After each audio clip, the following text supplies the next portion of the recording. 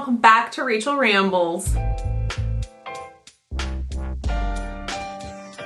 a little low today because I'm on my ball. And I'm in my bathroom because I thought I would do my makeup and do what this video is, which I haven't even said yet. But as promised in my last vlog, I'm going to kick off my maternity leave as it is with a Q&A. Hopefully you follow me on Instagram after I made that announcement, because that's when I posted the little question box on my Instagram. I got a lot of questions, so I'm just gonna answer a handful. But I thought before I even get started on my makeup, before I get too into the questions you guys probably care most about, somebody asked me what my favorite Pokemon was. So I thought we'd start off light. We're gonna start light, we're gonna end light. My favorite Pokemon. Let me tell you the truth, okay? Can I? Shall I? Will I? I don't know fuck all about Pokemon. I'm not that kind of nerd, okay? I'm a nerd and I have all kinds of niche, although now very mainstream interests. Pokemon not being one of them. I played like on my Game Boy when I was a small child in the 90s, because like there was only like 6 games. I think we all played the same 6 games in the 90s. And that was one of them. And I did have a poster of the original 150. It's 150, right? Yes. I didn't know you had that. I did. I had a poster of the original 150. Because like, and I watched Pokemon on TV when I was a kid, because it was one of the Saturday morning cartoons that was on. But I also watched Digimon. I know it was on after, you know what I mean? I was like, but I cannot tell you that I'm a Pokemon fan, because I'm not. And that is simply reminded to me, that's not how you would phrase that. I am reminded of that fact all the time, because guess what? I married a hyper Pokemon nerd. Hello. Mario has this like kind of encyclopedic knowledge about the most random things, typically fandoms that he is really interested in. It's like, I feel like I like things. My hair. Your hair looks great, baby.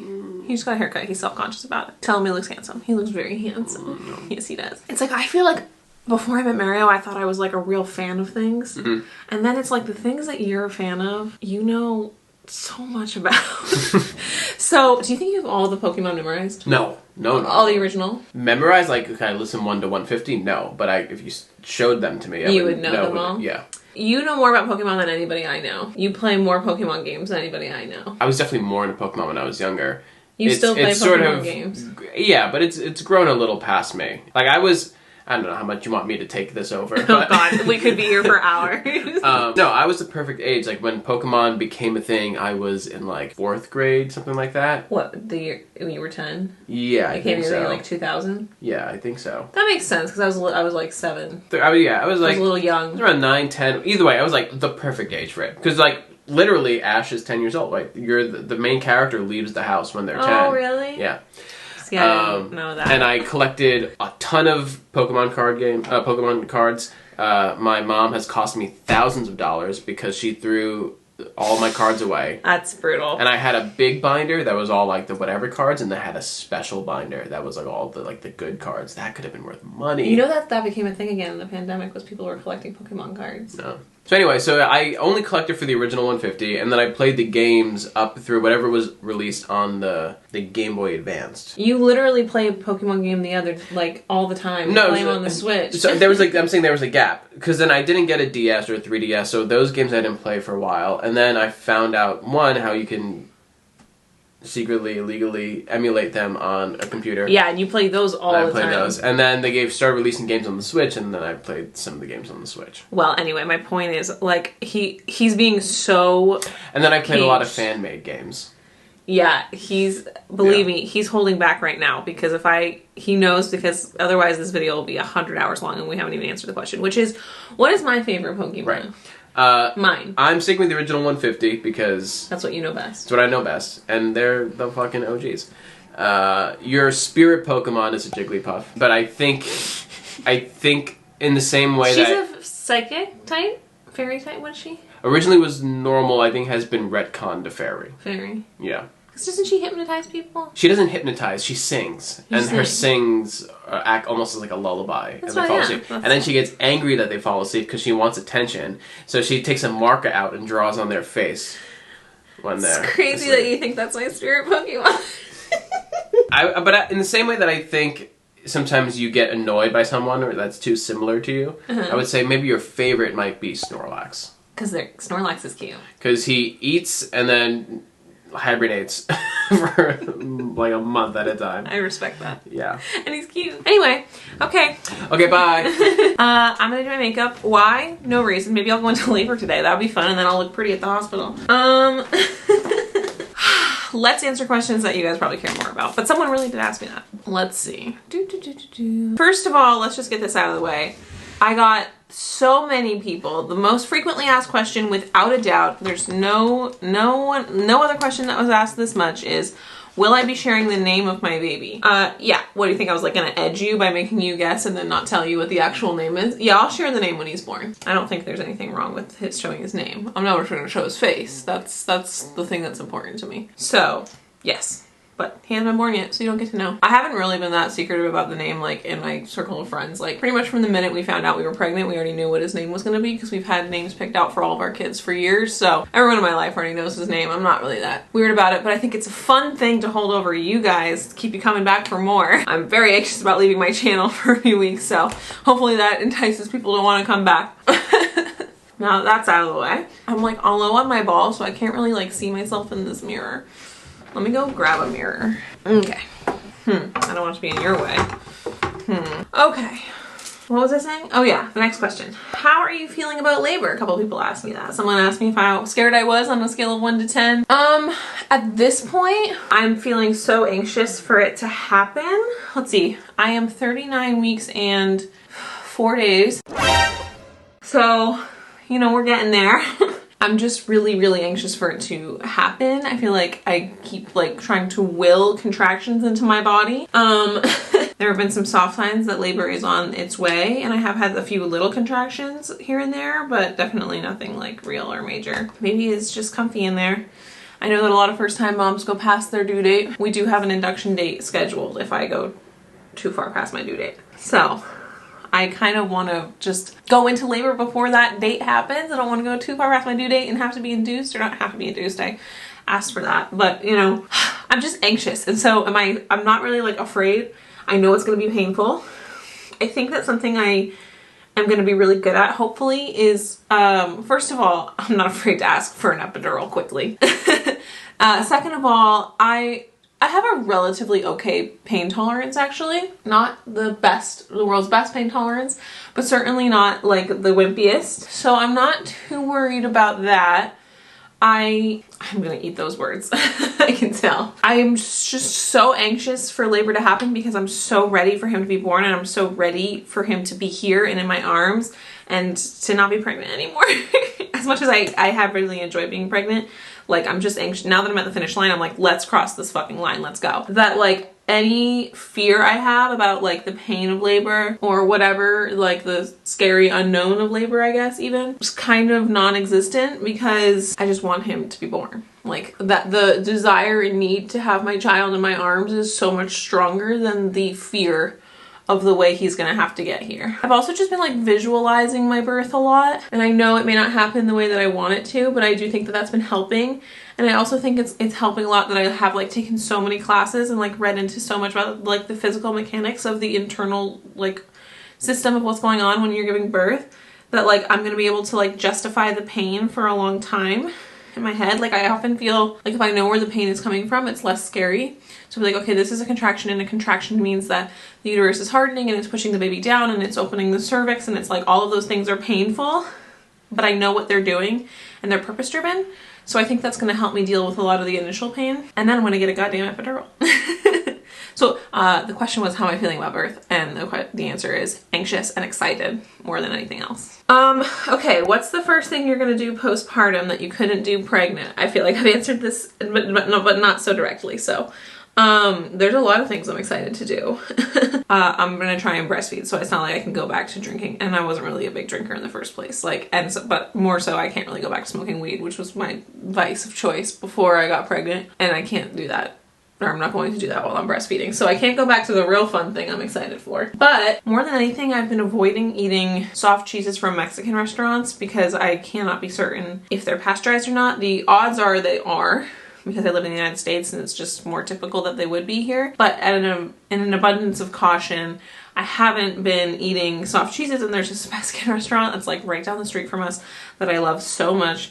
and they just cover everything in my favorite meal with cheese. And so there's this like very specific breakfast plate from this Mexican restaurant that I'm gonna get literally delivered to my hospital room. Mario already knows he needs to order that shit up the second the baby comes out of me, because that's what I want. And so I would say I'm probably most excited to have my breakfast plate from my local Mexican place. I'm also really excited to eventually, not right away, but eventually go back to getting spray tans. I just really like getting them. I feel better with them, and it's about to be summertime. So I didn't really need to stop getting them when I was pregnant. The jury is kind of out on the effects, but I just chose to. So yeah, I don't know, this is so random, but like cheeses from Mexican restaurants and spray tans. Probably not the answer that you would think, but that is what I am most excited for. That I couldn't do while pregnant. And sleeping on my stomach. Although I said that in a vlog previously and someone was like, well, don't get too excited to sleep on your stomach because your milk's gonna come in, your boobs are gonna hurt, and it's gonna hurt all over again. So I'm excited for the idea that I might be able to sleep on my stomach. I do think there's gonna be a difference between like, right now I can't sleep on the stomach because I'm worried about the baby, and I'll be less reticent to sleep on my stomach if I'm just worried about myself. You know what I mean? Anyway, what should your, this is a very nice way of asking this question. What should your loyal fans watch during your leave? Help us fill the content void. Okay, I thought about this. This is such a narcissistic answer. But this is the answer I'm gonna give. You should watch my channel. Here's the thing. I've been making videos on this channel for 7 years. Sorry, 6 or 7 years. And I've gained a lot of followers just in the last like 3 months. That those people, hopefully many of whom are you, thank you so much for being here by the way, haven't seen a lot of my older videos. And some of them are really fucking good. And I'm really happy if you like vlogs. I've made so many vlogs that like, I know a lot of people haven't watched that, I haven't even cracked 1,000 views. I used to make like themed videos, and I used to make a lot of like, when this channel started, it was all about eating disorder recovery. So I made a lot of interesting like body positive videos. And people seem to be responding to those when I make them now. So I'm gonna do this thing. If you get notified that I post a video by looking at my Instagram story, because I always, you know, put it on my Instagram story when I post a video, I'm gonna be doing like a from the archives thing every day or every other day of videos of mine that I enjoy, that I think you guys would still enjoy going back and watching. But this is gonna be, I mean, listen, this is a little self-centered, yeah, whatever, you know what I'm trying to say. But you should watch my videos when I'm gone. Please don't forget about me. Please, please, please. Okay, the next question was, what is your channel going to look like postpartum? You guys know, if you've been watching the vlogs, that I've been thinking about this for a while. And I am a girl with a plan. I'm a little hesitant to speak the plan into existence because I don't want to set expectations that I cannot follow through with. The reality is I don't know what's coming at me. As excited as I am for this kid to pop out of me, I don't know what kind of havoc he is going to wreak on my life. That being said, I have a plan of what I want my channel to look like after I take a, you know, a break to be a mom. I intend to come back and remain putting up 3 videos a week. That is my intention. It might drop down to 2 videos a week for a while I figure out exactly what I'm gonna do, because the thing is that like 3 videos a week is a really easy cadence for me, only because right now I'm kind of unlimited in what I can show in my life, with the exception of like other people and getting permission from other people. Like, I'm a pretty open book and I'll talk about and show anything in my life. But that's all gonna change because I'm not showing my kid. And so the videos are gonna have to be a little bit more thought out and planned than they currently are. But the intention is to do 3 videos a week. 1 video is going to be me sitting down at my desk and talking into my microphone about different topics, and I have literally like a list of over 30 topics that I want to talk about. Very like almost like a short podcast, if you will, of one. So 1 video a week will be that. And then 2 videos a week will be like, one will be a vlog, like maybe like a weekly vlog, and the other will be like a more concept driven video, like going to this store or trying this thing or whatever, like a video with a topic.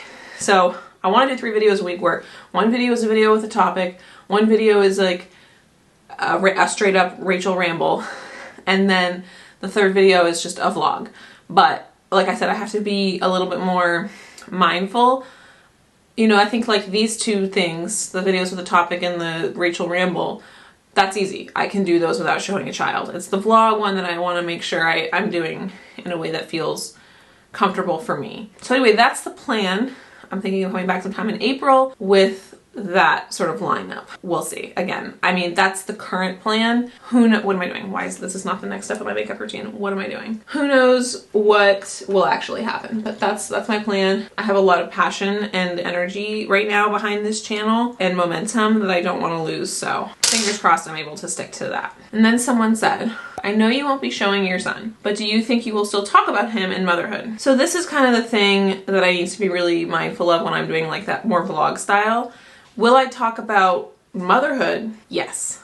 No question about it, because my channel is about me and my life, and I'm about to become a mother. Experiences as they relate to me, my birth experience, my experience postpartum, like what's happening to my body and my mentality and my world, that's all fair game. Will I talk about him? Other than to tell you like how fucking cute he probably is gonna be and how his schedule may impact my life, I don't think I'm going to give up too much information about him. First of all, he's gonna be a little baby. Like, really, what is there to say? He's adorable. But like, in terms of like milestones he passes and stuff, it's like, I don't know, maybe. Only as it relates to me, if I find it relevant to my life in the vlog. I'll probably be doing some like routine videos, like talking about like a morning routine or an evening routine, and in that way, I guess I'm kind of talking about him, but it's more gonna be like about me. So yes and no. Yes and no. But I'm definitely going to talk a lot about motherhood, how it's impacting me, like how I'm dealing with postpartum. I think like that's all helpful and interesting. You know, when I chose to vlog this pregnancy, which I'm so glad that I did, it was really easy because like everything is about me. Like medically speaking, all of the changes that are happening to my body are it's my body. He's the baby, but it's me that's carrying him, and so everything that's like developing and happening is happening to me. And I like want to kind of keep that mindset, like moving forward. It's like he will be his own person, so you guys don't need to know every time he takes a shit and cries, but like I will also be going through a whole new thing at the same time, and so maybe you guys will get to know every time I take a shit and cry. You know what I mean? I don't know if I worded that right at all. Let's just answer the last baby question and then we can move on. How old/young will the spawn be when he visits Disneyland for the first time? All right, y'all know I'm a Disney adult. Haven't been in a while. Mario and I agreed 6 months. We think 6 months is a good amount of time for him to, have all of his vaccines and be a lot more comfortable taking him into an extremely crowded public space. Obviously, he'll be 6 months, he won't remember, but babies we see babies at Disneyland all the time, and they all look to be, like the youngest is probably a little younger than that we've seen. And again, that's just what we think now. We've never had a kid, we've never had a baby, we don't know what he's gonna be like in 2 months, 4 months, 6 months, 8 months, a year. We don't know, but based on what we do slightly know about kids, we think 6 months is a good time to bring him, but that could change. That's just the current plan. All right, now let's see. What are you gonna be binging? A couple people asked me this. I actually had been told that I will need like a TV show that I need to just like binge or something. Cause I'm gonna need to like have TV on to keep myself awake and give my brain something to do. I've been reading a lot lately, but yeah, I think I'll probably mostly be watching TV like while I'm feeding him and stuff. So we actually started watching / rewatching every season of Survivor. If you guys know, I'm a huge Big Brother super fan. Seen every season of Big Brother. And my mom is like a huge Survivor super fan. And we have a really good friend who is like a huge Survivor super fan. He actually runs a Survivor podcast that you guys should listen to called Survivor Specialists. So I have seen many seasons of Survivor because my mom's never missed a season. My mom literally has never missed a season since season 1. It's always been on in the house. But I was more interested in Big Brother for some reason. I don't know, I'm just a bigger Big Brother fan. And I realized that like I have a lot of memories of having Survivor on in the house without actually like remembering any of the seasons the way that I remember all the seasons of Big Brother. So a while ago we started watching every season of Survivor from the beginning. We're currently on season, babe, it's Palau season 10. We're currently on season 10, Palau. And I'm realizing that like I remember the first like 7 seasons really well, even though I was a little kid when they came out. And like I kind of knew who won and I knew a lot of the players, but I'm like, now we finished like Vanuatu and like I didn't remember any of them, and I don't remember anyone from Palau. I think there's like this like middle section here that if I watched it when I was a kid, I don't think I did. I don't remember it. So it's kind of like a rewatch / a first time watch because I can't remember which seasons I remember, Anyway, and there's obviously season 46 of Survivor just premiered. So there's 46 seasons to get through and we're on season 10. So I think that was a good choice because A, we're both into it. Mario's been watching it with me. And B, there's a lot to get through. So it's not like we're gonna like run out anytime soon. I've also been watching Love is Blind. That show was absolute garbage and I'm obsessed with it. Just counting down the days until Bridgerton season 3 comes out in May. Like, so anyway, those are my shows. Okay. 2 more here. What is your greatest piece of marriage advice? I've only been married for a year and a half. So I can't really say that I'm an expert. Although Mario and I have been together for, it'll be 9 years this year. So here's what I'll say. First of all, I love Mario with all my heart, but we are not perfect, okay? But we try our hardest. And by the way, every day we're learning because we fuck up our relationship with each other all the time. But first of all, the thing that keeps it together, no matter what, is that like, I fall in love with, this is so cliche. But you know what? Cliches are cliches for a reason. It's because they're true. This is gonna sound so cheesy. I almost like hate to say it because I know he can hear me right now, but I fall in love with Mario again, all over again, every single day. Yeah, it's so disgusting.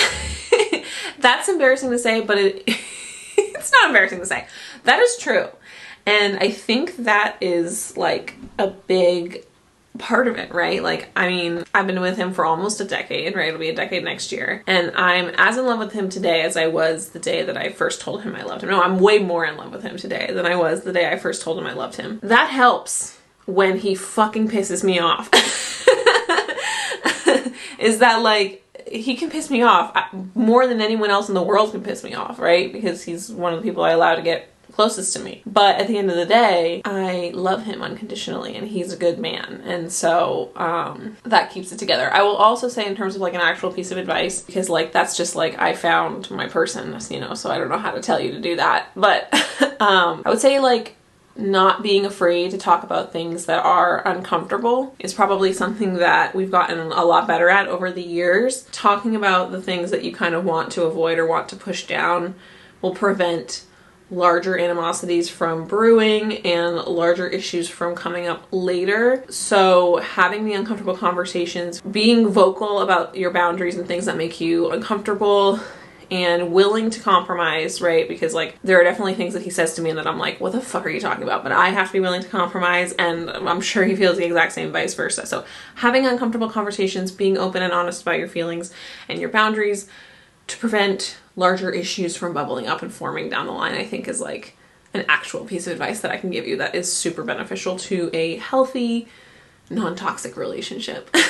All right, let's finish this off because this is the last step of my routine right here. And I said we were going to start light. We started light with the Pokemon. We're going to end light. I thought this question was cute. Corner brownie piece or center brownie piece? And there is a right answer. I'm afraid I'm going to answer wrong. This is my answer. And let me know who has Noelle if this is right or wrong. I'm a corner brownie piece girl. Yeah, I knew Mario was going to react to that. Mario's a center brownie piece guy. Hey, maybe that's why we get along. I like the crusty edges. I like the crusty edges of a brownie tin. That sounds so gross, but it's true. See, I feel like that's the wrong answer only because I know that like Mario so vehemently disagrees with me. But again, like I forget what TV show this is from. Is this from How I Met Your Mother? There's like a pickle person and a non-pickle person in every relationship. Like I like pickles and Mario hates them. Maybe it's the same thing for brownie trays. Like I like the edge pieces and he likes the center pieces. So we can sit down and comfortably eat a whole tray of brownies together and not get on each other's nerves. So I hope that was the right answer. I'm nervous that it's not, but you know what? I have to live my truth. I've now effectively done my makeup for no reason, so there's that. But at least I look nice. Also, I did my hair back in these braids. I can't really turn around because I'm sitting on my ball. It's like not really conducive for turning around. I've been wanting to practice doing Dutch braids and French braids on myself. I'm really good at doing them on other people, but I'm not very good at doing them on myself because this is what I want to have my hair like when I'm in labor. So tell me how I did. I tried to do half Dutch braids into buns. How did I do? Mario said he thinks they're good, but he also said he didn't know what he was looking at. Yeah, I mostly, like, I know, like, the mechanics of doing a French and Dutch braid, so I can do them on other people, but, like, usually my arms get tired and then they end up, like, on the side of my head, so I'm trying to practice on having them go straight back. Anyway, it'd be nice if I went into labor today. I look nice. Although, honestly, if I went into labor, I'd probably take all this makeup off because, like, that feels weird to be laboring in makeup. Am I wrong? I don't know. Anyway, somehow I only answered like 10 questions and I feel like I've been talking for like a half an hour. So thank you guys so much for watching this Q&A. Like I said, this is it. Unless, you know, I'm still pregnant in a few days and I'm just fucking like, whatever, I got nothing else to do, I'll film a vlog, but I don't count on it. I am going to be sharing videos of mine that I like from the archive frequently on my stories so that you guys don't forget about me. And I do have a huge comeback plan in April, so stick around. My next video up will most likely be the birth story, and I don't know what that is yet, but I'm so excited for you guys to find out, and I'm excited for me to find out even more. Thank you guys for being here with me, for allowing my channel to grow so much in the last few months. It's been so much fun making content on this channel. 98% of that is because of you guys and the engagement and the comments and the just love that you guys give me. I really feel like I already kind of felt like I had a very small community on this channel, and that community has only grown. I know it's still a small channel, but I've been having so much fun, and I'm really gonna miss you guys. But I will be having a baby, so I'm not gonna miss you guys that much. I'll be busy. So yeah, I will be posting a birth announcement on my Instagram. I will probably also be posting that on the community tab, so look out for that. And I'm like gonna cry. Don't miss me too much, but miss me enough to keep my channel alive while I'm gone. I'll see you guys in a month. Bye.